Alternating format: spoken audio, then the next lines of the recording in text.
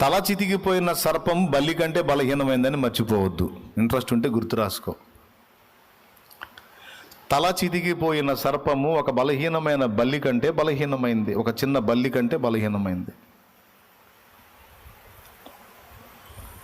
తల చితికిపోయినప్పుడు ఇంక అది ఎటు ప్రయాణం చేసిద్ది? అదే బల్లి అనుకో, దానికి తల ఉంటుంది కాబట్టి మన మీదకి వచ్చే అవకాశం ఉంది. అది కరవదు, పాడలేదు. ముందు దాన్ని చూస్తే ఎలర్జీ. బల్లి ఎప్పుడైనా ఎవరు కరిసిందంటే కరిసిందా?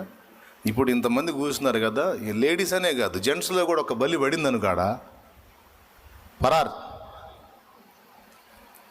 అవునా? పెద్ద బల్లి కూడా అవసరం, ఇంత బల్లి చాలు.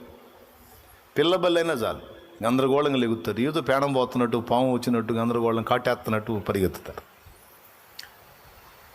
ఎందుకండి బల్లి అంటే అంత భయం? ఏమో తెలియదు, అది పడితే ఏదో రకంగా ఉంటుంది కదా. దాన్ని చూస్తుంటేనే అదో ఒక జుగుప్సగా ఉంటుంది కదా. కానీ మీకు తెలుసా, బల్లిని గణపరిచి మాట్లాడాడు బైబిల్లో. బల్లి ఎంత బలహీనమైన ప్రాణి, కానీ మీకు తెలుసు అది రాజుల గృహములలో నివసించునన్నాడు. అందుకే చెప్తున్నా, తల చితికిపోయిన సర్పము కంటే ఒక చిన్న బల్లి బలమైంది.